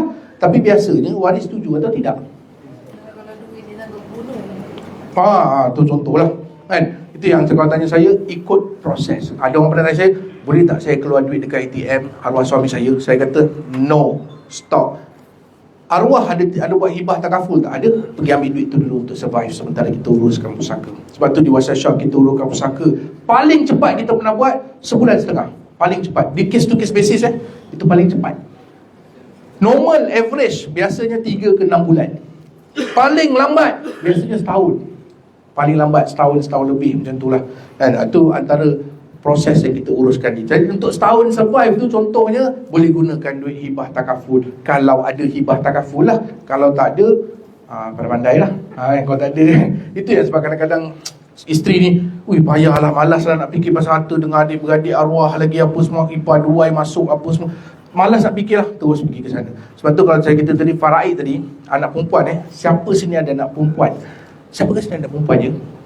Sila angkat tangan. Anak perempuan sahaja. Okey, siapa yang ada anak perempuan? Pembahagian faraid dia berbeza dengan ayah ada anak lelaki dan anak perempuan. Saya sebut tadi, anak lelaki jangan risau, semua harta diorang habiskan. Okey, mati kat diorang. Bukan habiskan kat diorang lah. Tapi kalau ada anak perempuan, kemungkinan besar bahagiannya boleh pergi kepada adik-beradik. Kalau ayah tak ada, dia pergi pada waris asobah. Ada 23 golongan. Yang pertama, anak lelaki. Anak lelaki tak ada, dia pergi pada cucu lelaki. Tapi kalau anak lelaki pun tak ada, jangan harap ada cucu lelaki. Cancel. Atas, dia pergi ayah. Kalau ayah tak ada, dia pergi pada pak menakan. Pak menakan tu adik-beradik ayah tau. Adik-beradik ayah. Saya kira, saya bagi contoh lah pada tuan-tuan. Saya kirakan sedikit tentang bahagian faraid. Okey, saya ambil contoh bahagian faraid saya lah. Sebab setiap orang, bahagian faraid dia berbeza-beza tau. Tak sama. Sebab tu saya kata tadi, jumpa sahabat-sahabat yang bawa tuan-tuan dan perempuan ke sini, dia akan kirakan pembahagian faraid. Okey, saya ambil contoh situasi faraid saya. Okey, saya ada seorang isteri. Setakat ni lah. Saya ada seorang ibu. Saya ada 2 anak perempuan. Ni waris saya. Seorang isteri, 2 anak perempuan, seorang ibu. Kalau saya meninggal, biasanya ibu akan dapat berapa? 1/6. Nasib baik, betul. Isteri? Tak ada dia anak perempuan. Baru buat macam tu, 1/8. Betul lah, ada anak 1/8 lah. Okey. Anak perempuan berapa? 2/3. Tuan-tuan, dalam faraid kita kena cari asal masalah. Asal masalah ni kalau kita ikut GSDK, gabungan sepunya terkecil. Berapa angka paling kecil untuk angka pembawah ni? 6, 8, 23. Berapa angka paling kecil? 24. Okey, 24. Maknanya bahagian ibu berapa? 6 kali berapa dapat 24? 4/24. Ini bahagian ibu. Okey. 4 lah, betul lah kan? Okey.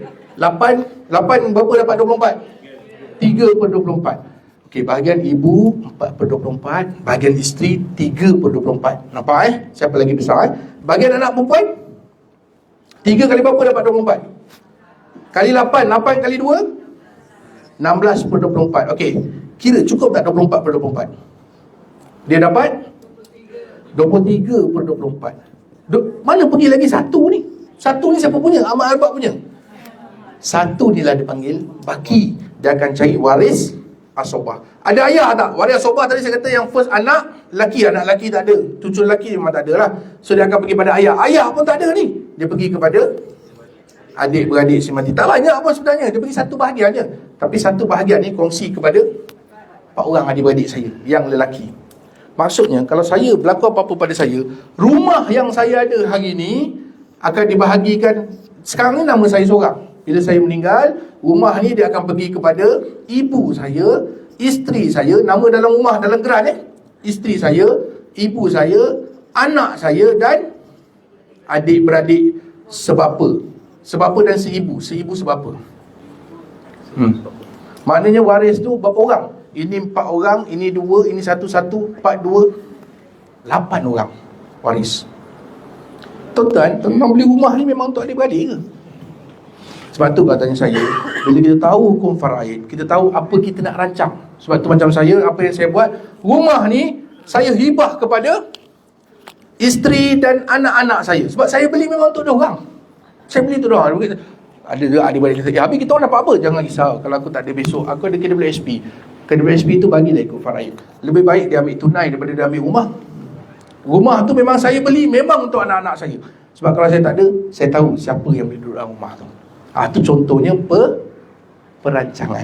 Okey, setiap orang perancangan dan pembahagian faraid ni berbeza-beza. Sebab tu saya kata tadi, kena jumpalah, kena tengok, kena kira. Saya tak faham faraid, tak apa, jangan risau ni yang belakang, yang berdiri ni semua, yang berdiri duduk ni, ini semua pakar-pakar faraid ni, orang boleh bantu. Orang boleh bantu korang macam mana nak kira faraid, macam mana nak merancang harta mengikut hukum syarak, orang boleh bantu insya-Allah. Okey? Itu dari sudut pertama. Dan tuan-tuan, ni yang kita paling takut sekali sebenarnya apabila kita makan harta yang bukan hak kita. Dan sebab tu Allah sebut dalam surah Al-Fajr ayat 19, wa taqulu nu'turasa lama. Kamu makan harta pusaka tanpa membezakan yang halal dan yang haram. Tuan-tuan, tak payah pergi jauh. Tengok komuniti masyarakat kita. Hari ini pernah jumpa tak kes-kes yang orang lain termakan hak orang lain? Banyak. Saya dalam industri ni almost 20 tahun. Banyak sangat kita jumpa. Kadang-kadang bukan diorang termakan tau, diorang tak perasan. Sebab diorang tak tahu. Sebab itulah kami ni semua ni yang belakang ni, kita pergi jumpa dengan masyarakat, bercerita dengan masyarakat betapa pentingnya hukum faraid. Sebab dia melibatkan nasab dan keturunan. Nasab dan keturunan. Sebab tu penting sangat untuk kita tahu harta yang kita makan ni siapa punya. Adakah harta kita lagi-lagi melibatkan harta pusaka. Okey, tuan-tuan dan puan, kesan tak urus harta pusaka dengan baik yang pertama ialah diri kita sendirilah. Kan kita cari harta banyak-banyak, rupanya tak dapat pula pada anak-anak, bergaduh pula, siap putus lagi silaturahim. Okey, dan juga kita tengok waris tak dapat manfaat. Ini berapa banyak kita jumpa tanah rumah yang bersemak, yang apa semua, yang tak diuruskan dengan baik. Kalau kita tengok, ni mesti rumah pusaka ni. Kita dah baca, ini mesti bergaduh adik-beradik. Tak payah tahu cerita keseluruhan. Tengok rumah pun kita dah boleh tahu. Okey. Dan juga waris termakan harta yang batil. Ini yang paling kita risau. Sebab paling penting ialah harta, kita jangan termakan harta yang batil, iaitu bahagian orang lain. Okey. Persoalannya hari ini, tuan-tuan dan puan-puan yang dirahmati Allah sekalian, apakah tuan-tuan punya persiapan untuk harta yang kita tinggalkan? Saya tak tanya orang lain, saya tanya orang yang depan saya je. Apa persiapan yang kita perlu buat? Tuan-tuan, yang pertama saya sebutkan tadi, tolong jumpa mereka yang pakar dalam menguruskan harta pusaka. Jumpa balik yang bawa tuan-tuan, yang jemput tuan-tuan datang ke program ni, jumpa balik mereka. Dan selepas ni saya rasa mereka akan bantu juga, sebab kita ada sesi klinik pusaka selepas ni. Klinik ni kita bagi percuma. Kalau diorang ni minta bayaran, beritahu saya. Kan? Kita bagi percuma klinik ni kepada tuan-tuan dan puan-puan. Nak buat kat sini boleh, nak buat kat rumah, nak jumpa kat sini lepas ni pun boleh. Dia orang akan bantu kira faraid dan perancangan yang paling terbaik pada tuan-tuan dan puan-puan. Sebab saya percaya tak semua orang kena buat hibah. Betul tak? Ada orang macam, saya tak nak bagi harta. Tak payahlah buat hibah, tapi harta tetap kena diuruskan. Walaupun nak bagi faraid, nak cairkan tu tetap kena ada. Kita ada juga di package yang boleh bantu mencairkan aset. Okey? Baik, siapa yang uruskan? Tuan-tuan nak waris uruskan ke nak pihak profesional yang uruskan? So ni antara benefit yang kita bagilah, perkhidmatan yang kita bagi selepas kematian. Kita bukan bagi semasa hidup sahaja, lepas mati pun kita bagi perkhidmatan kepada waris-warisan tuan-tuan. Kita bagi runding cara percuma kepada waris-waris. Apa dia runding cara ni?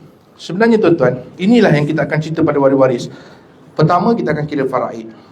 Ini faraid semati, jadi ini pembahagian waris-waris. Dan ini proses undang-undang yang waris kena lalu. Itu antara consultation yang kita bagi pada waris, supaya diorang jelas.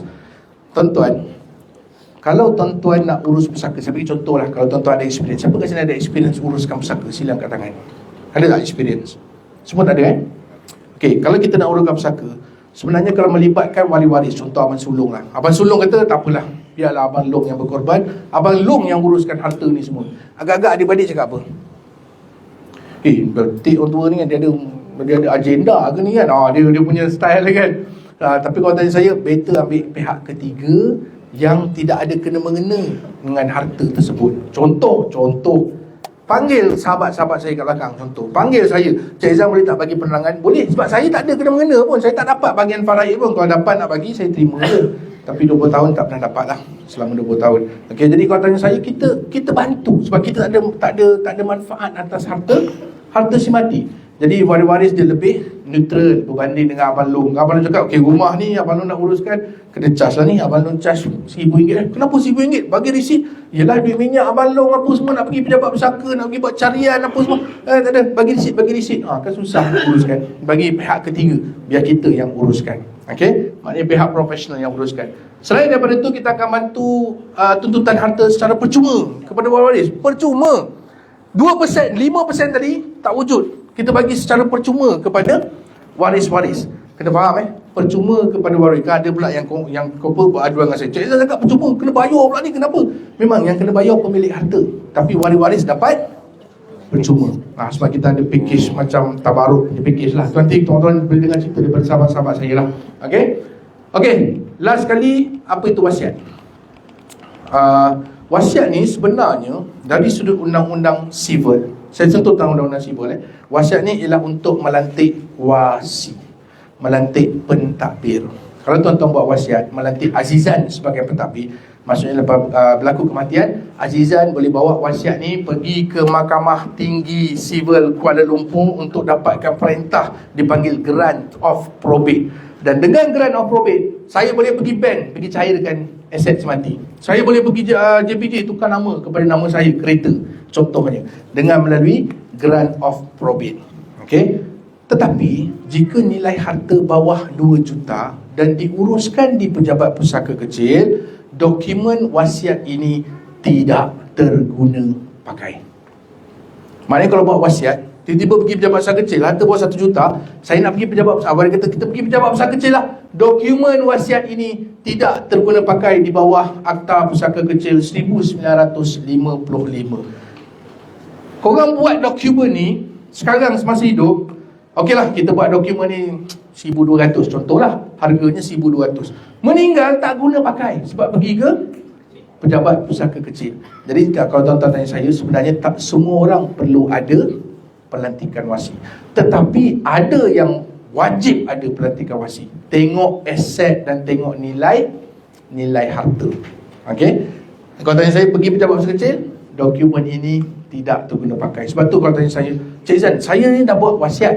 Lepas tu saya dalam wasiat saya tebalnya, tebal wasiat dia kata tu, dia tunjuklah wasiat dia tebal ni, bagi harta A, B, C, D, E, harta banyak.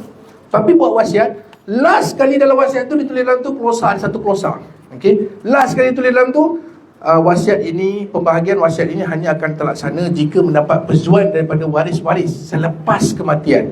Jika tidak mendapat persetujuan, wasiat ini akan balik semula kepada hukum faraid. Pembahagian akan balik semula kepada hukum faraid. Engkau orang fikir seminggu tak tidur buat wasiat tebal ni, tiba-tiba boleh dibahagi hukum faraid. Saya kata kalau nak rancang harta, buat hibah, bukan buat wasiat. Wasiat ini hanya terguna pakai di Mahkamah Tinggi Sivil sahaja. Tapi kalau dah aset dia banyak, confirm harta di atas 2 juta. Jadi kalau tanya saya, dokumen wasiat ini wajib untuk clause yang melantik wasi ni, wajib kena ada untuk memudahkan proses.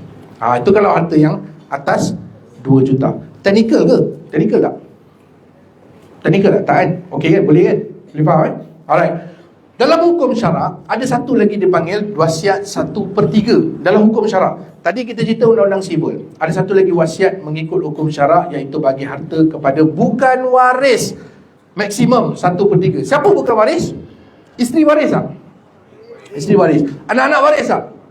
Anak-anak waris. Siapa lagi? Adik-beradik waris tak? Kalau macam saya, waris lah. Sebab dia orang waris-waris asobah saya. Tapi kalau ada anak lelaki, adik-beradik dia bukan waris. Okey. Kalau nak bagi pada bukan waris, boleh buat wasiat 1/3. Kalau nak bagi pada bukan waris. Saya nak bagi pada isteri, ada tak wasiat yang bagi pada isteri mengikut hukum syarak? Tak ada. Sebab mengikut hukum syarak tidak ada wasiat untuk ahli waris. Jelas Jangan asyik sibuk nak buat wasiat je. Fahamkan dulu maksud wasiat tu. Okey. Wasiat 1/3 kalau kita nak bagi sedekah kepada sekolah tahfiz. Contohnya kita ada tabung haji 100,000. Saya nak mewasiatkan tabung haji saya daripada 100,000, 40,000 saya nak bagi kepada masjid. Contohnya kita bagi wasiat 1/3. Terlaksana tak? Terlaksana. Walaupun waris tak setuju, wasiat 1/3 terlaksana dulu. Jelas Itu wasiat mengikut hukum syarak, iaitu bagi harta kepada bukan waris. Kalau ada tujuan nak bagi harta semua, boleh buat melalui wasiat 1/3. Syarat dia bukan kepada waris. Okey. Kalau nak bagi pada waris, kita boleh buat hibah. Hibah sebenarnya paling berkesan sekali. Hari ini di wasiat syarak kita ada sediakan hibah hartanah, hibah apa lagi banyak sebenarnya. Hibah tabung haji kita boleh buat, hibah pelaburan kita boleh buat, hibah barang kemas pun kita ada. Jadi kalau nak lebih jelas, buat hibah. Ada orang bertanya saya, Cik Zan, boleh tak saya nak buat hibah ni tanpa buat dokumen? Saya nak buat secara verbal je. Saya kata saya nak buat hibah ni, saya hibahkan rumah ni kepada isteri saya. Isteri saya kata saya setuju menerima hibah. Boleh ke tak boleh? Kalau tanya saya, boleh. Syarat dia, nak buat hibah ni, pertama mesti cukup rukun-rukun dia. Dia ada 4 rukun. Okey, rukun dia yang pertama ialah mesti ada pemberi, mesti ada penerima, mesti ada ijab dan qabul. dan mesti ada harta. Apa maksud ijab kabul? Saya Azizan, sihat tubuh badan, waras akal fikiran. Dengan ini menghibahkan rumah saya yang beralamat sekian-sekian kepada isteri saya Sipolan binti Sipolan. Sipolan binti Sipolan kata, saya menerima hibah daripada Azizan rumah yang beralamat sekian-sekian. Berlaku ijab dan kabul. Kalau buat secara verbal, siapa nak buktikan ijab kabul tu berlaku? Sebab suami dah meninggal, dia bisa kata, suami dah hibah pada saya ni. Isteri kata kan, okey, mana bukti cukup 4 rukun ni? Ijab dan kabul ada saksi tak? Tak ada lah, sebab saksi bukannya wajib dalam rukun hibah. Kata saya memang bukan wajib, tapi saksi kena ada. Sebab bila suami meninggal, siapa nak buktikan hibah itu berlaku? Okey, kalau nak buat secara verbal, boleh make sure rukun dia komplit. Cuma dalam mazhab Syafi'i ada satu lagi tambahan, iaitu syarat qobat. Qobat ni maksud dia adalah penyerahan kuasa. Contoh, saya hibah rumah kepada isteri saya bagi kunci rumah kepada isteri saya, duduk dalam rumah tu. Itu adalah qobat yang membenarkan penerima menggunakan harta tersebut. Jelas Mesti kena ada qobat. Sebab tu hari ni di wasiah, kita tak boleh buat secara verbal, kita kena buat secara dokumen, black and white. Akad kena ada video, kita kena rekod video akad tu. Ni dah buat akad apa semua. Qobat kita kena buat secara video. Cuma sekarang ni kita dah bergerak ke arah digital.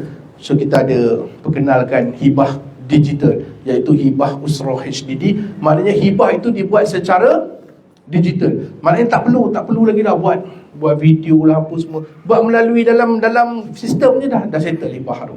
Tu kita punya ni lah, syarikat punya inisiatif lah untuk mudah lah. Kadang-kadang anak dekat US nak balik ni, nak akad bukan main senang. Okey, jadi ini antara hibah. Kata saya, hibah adalah salah satu perancangan yang paling tepat kalau tuan-tuan nak bahagikan harta. Okey, itu rukun-rukun hibah dan sebagainya. Ada terdapat beberapa golongan yang saya kategorikan sebagai kritikal untuk merancang harta melalui hibah. Okey, antaranya golongan pertama, sini malam pasangan suami yang tak ada anak. Kalau tanya saya, kena rancang kritikal, sangat kritikal, golongan sangat kritikal untuk merancang harta. Sebab apa? Bila suami meninggal, isteri bahagiannya berapa? Tak ada anak, 1/4. Okey, isteri bahagian dia 1/4, isteri 1/4. Okey, 1/4 ni balance lagi, ada 3/4, betul tak? 3/4 ni pergi pada siapa?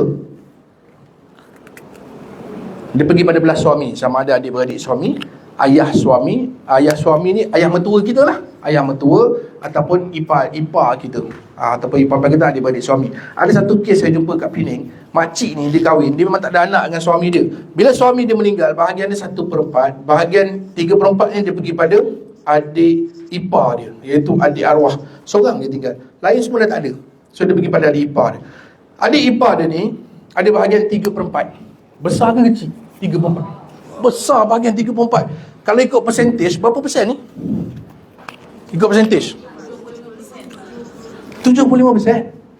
Jadi dia kata, sahabat makcik ni sebenarnya dah pergi pejabat pesaka, dah selesai pun. Rumah, ada sebuah rumah yang harga rumah ni dekat seberang perai 380k. Saya jumpa ni, saya rasa tahun 2007, 2008 macam tu.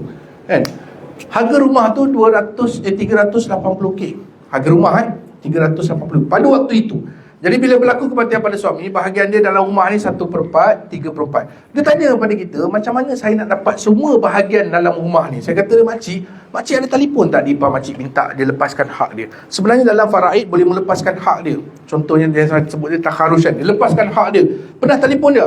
Oh tak pernah. Saya rasa baik makcik telefon dulu adik ipar makcik. Dia pun telefon adik ipar dia, minta adik ipar dia lepaskan hak. Adik ipar dia kata, tak apalah kak, saya pun dah ada rumah saya. Berapa saya nak ambil rumah kak lagi? Saya dah ada rumah saya sendiri dah. Kak ni punya seronok. Okey, terima kasih lah. Cuma saya akan lepaskan hak saya dengan satu syarat. Akak saya akan lepaskan bahagian saya 75%, dengan syarat akak bayar bahagian saya daripada 380k 75%. Berapa? 285,000. Terkejut kakak ipar dia ni. Mana akak ada duit? Kalau akak tak ada duit, tak apalah, kita biar je lah macam tu.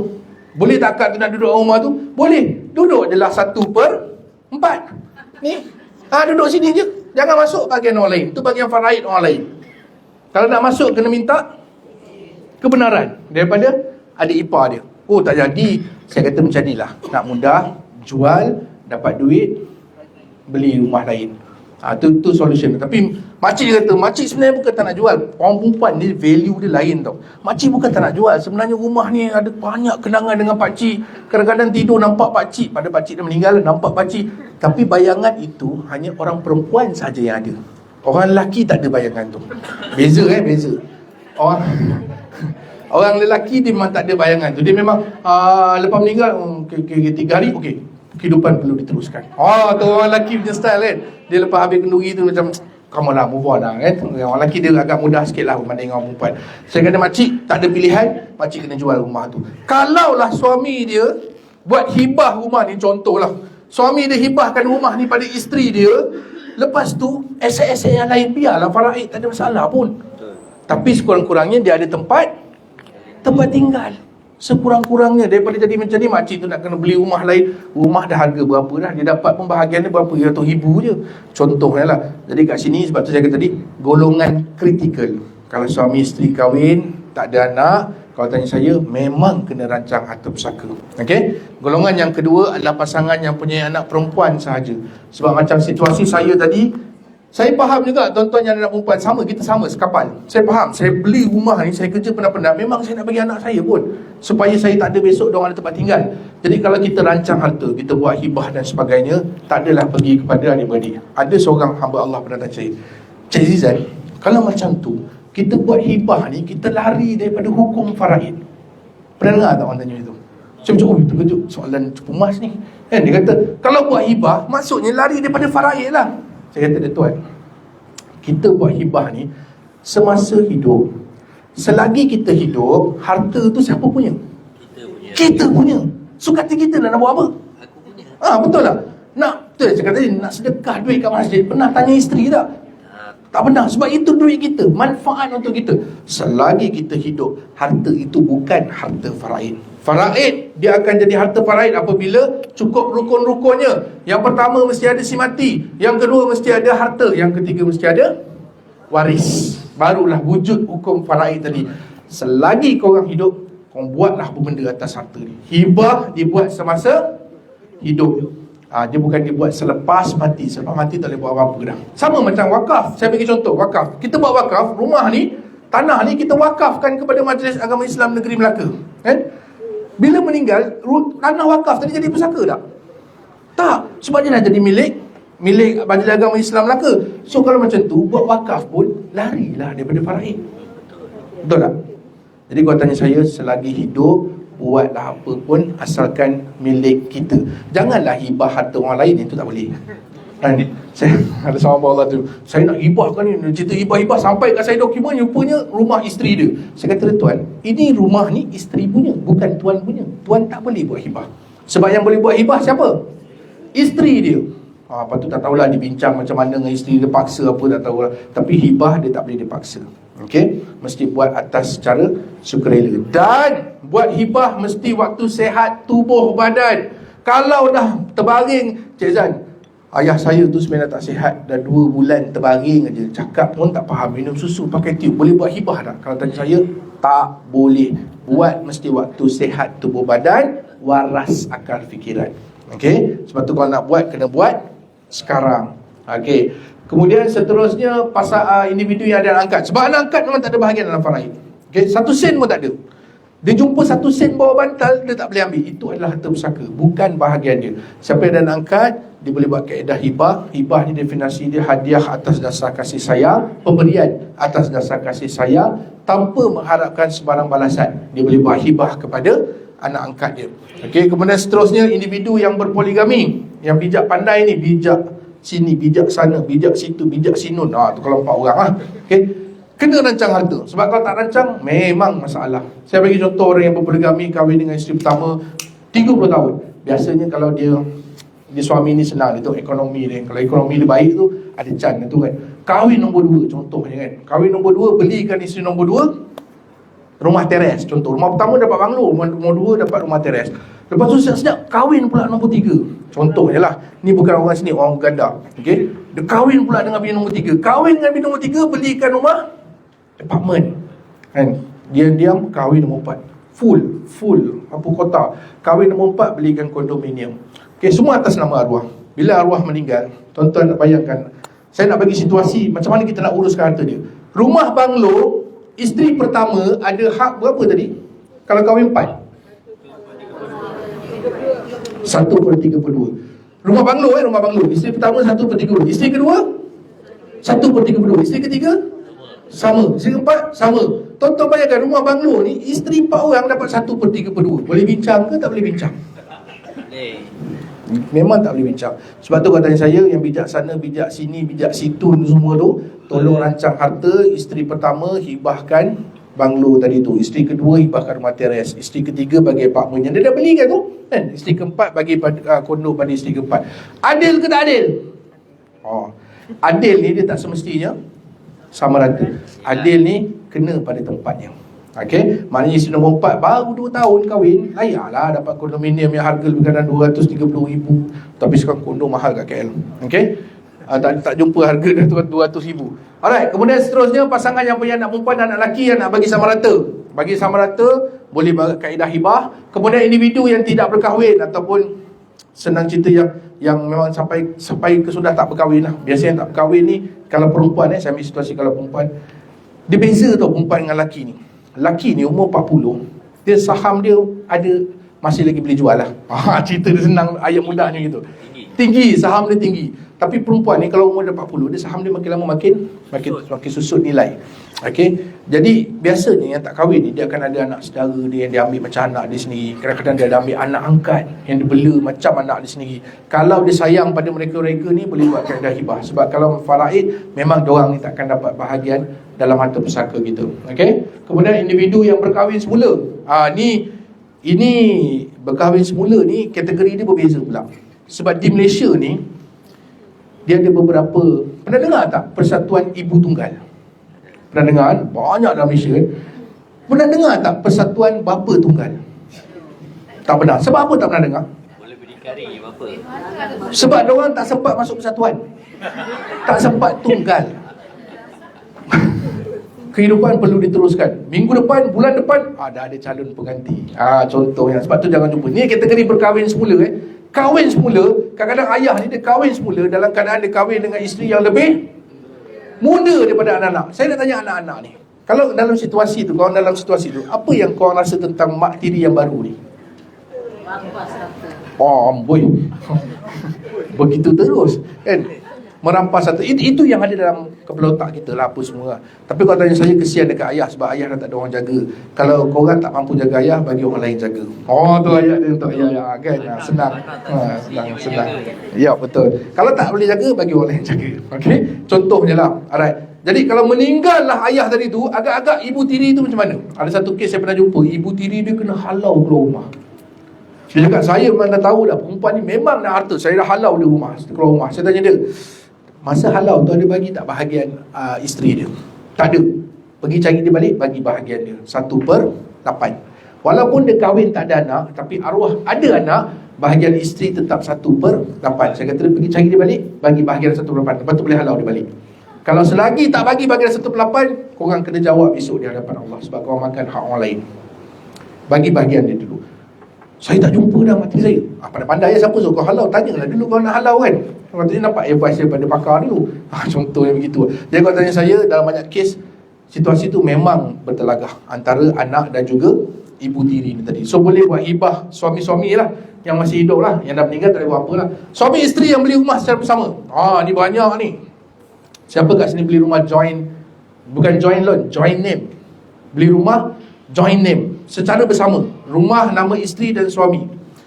Rumah nama isteri dan suami ni, kalau nak tahu apa beza dia, macam mana kita nak tahu rumah ni dia beli nama isteri dan suami? Tengok dalam sales and purchase agreement. Kalau sales and purchase agreement, nama suami, nama isteri, ada 2 nama, maksudnya rumah tu dikongsi 50-50. Okey, dikongsikan 50-50. Kalau dalam SAP satu nama suami je, yang tu rumah tu maknanya siapa punya? Suami yang punya. Jadi isteri ada hak tak? Ada 1/8 kalau meninggal. Kalau selagi hidup tak ada hak lah. Okey, 1/2 Satu perlu tengok dalam sales and purchase agreement. Jangan tengok dalam credit facility. Sebab ada setengah rumah ni dalam SMP nama A dan nama B, tapi loan A seorang je bayar. Loan tu dia panggil credit facility. Maksudnya saya beli rumah ni dengan isteri saya, tapi loan saya seorang bayar, isteri saya tak payah bayar.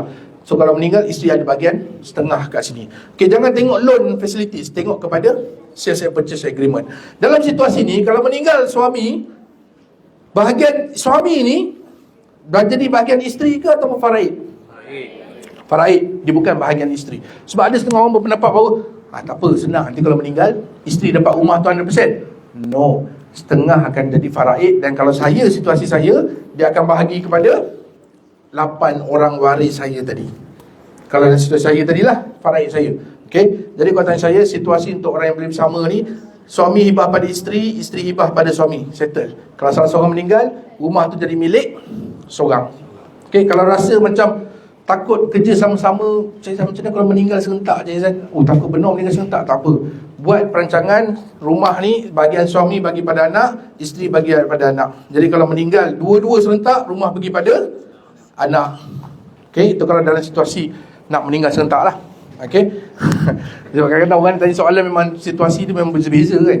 Tapi kalau tanya saya, tengoklah. Kalau tanya saya, biasanya kalau macam saya sendiri pun, saya memang boleh hibah back to back. Saya hibah pada isteri, isteri hibah pada suami. Jadi kalau sesiapa pun antara kami yang meninggal dulu, rumah tu akan jadi satu nama.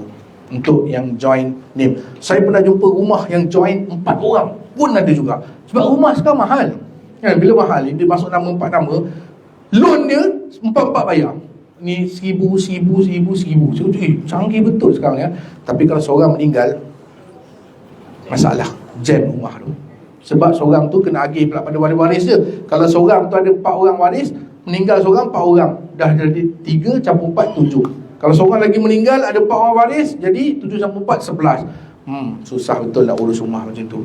Okay, jadi kalau tanya saya, kena buat perancangan untuk bagi mereka yang joint name. Dan pasangan yang punya anak OKU. Dan yang terakhir sekali adalah ahli perniagaan, okay, businessman. Tuan-tuan, dalam Malaysia ni sebenarnya banyak businessman orang Melayu kita kan.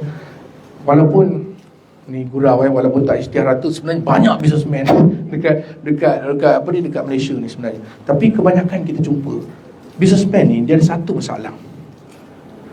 Businessman ni dia ada kawan-kawan dia sekeliling ni, semua lawyer yang hebat-hebat. Tapi bila berlaku kematian, satu dokumen pun tak ada buat. Sebab apa? Sebab masalah mereka ni, mereka tak ada masa. Tak ada masa nak duduk, nak tengok harta mereka dan sebagainya. Banyak kita jumpa jenama-jenama yang sebelum ni kita nampak branding dia dekat pasaran. Sekarang ni tak ada. Tak ada dah branding tu dekat pasaran. Okay, sebab apa?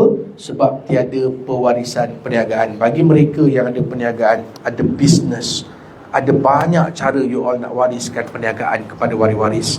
Sama ada nak exit business ataupun nak wariskan business, boleh jumpa sahabat-sahabat saya kat belakang. Mereka pakar dalam merancang apa saja harta. Tanya diorang, insya-Allah diorang boleh jawab apa saja harta, apa saja perancangan yang boleh dibuat melalui wasiat Syah Berhad. Ini adalah sistem yang kita wujudkan supaya tuan-tuan boleh buat hibah dalam keadaan digital. Jadi tak perlu pening-pening, Cik, saya nak pergi HQ lah, saya nak pergi branch lah, saya nak pergi sini nak buat hibah. Tak payah. Sekarang ni semua kita buat secara online sahaja. Anak kat US boleh tak? Boleh buat, tak ada masalah. Cik Zan, kalau Cik Zan kat KL boleh buat tak? Boleh, tak ada masalah. Walaupun korang kat Singapura, kat Johor, kat mana ke, satu Malaysia, kita boleh buat. Asalkan ada internet. Ini sistem yang kita wujudkan yang paling latest lah, yang paling terbaru.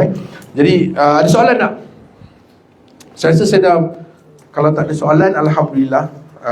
Apa ni tuan-tuan dan puan-puan yang dirahmati Allah sekalian, saya kongsikan dengan tuan-tuan ni supaya kita boleh ambil iktibar apa yang berlaku dengan sebelum-sebelum ni, dengan kes-kes 70 bilion harta pusaka yang terbeku dan sebagainya. Dan tuan-tuan, kalau kita tengok firman Allah SWT dalam surah At-Takatsur, Alhaakumut takatsur hatta zurtumul maqabir. Manusia, kamu akan lalai sehingga kamu masuk ke lubang kubur. Tuan-tuan dan puan-puan yang dirahmati Allah sekalian, kalau tak buat apa-apa hari ini, insya-Allah besok tuan-tuan akan lupa apa yang saya kongsikan. Sementara Allah bagi kita ruang dan kesempatan berjumpa hari ini, boleh jumpa dengan sahabat-sahabat saya kat belakang, minta bantuan mereka bagaimana nak kira. Tak buat pun tak apa, janji kita dapat ilmu tu. Ilmu tu yang paling penting. daripada harta. Okey, jadi tuan-tuan, saya bagi pihak Wasat Syok Berhad mengucapkan terima kasih sekali lagi kepada tuan-tuan dan puan-puan kerana sudi hadir dalam sesi ini. Jadi kalau ada apa-apa soalan nanti insya-Allah boleh tanya sahabat-sahabat saya.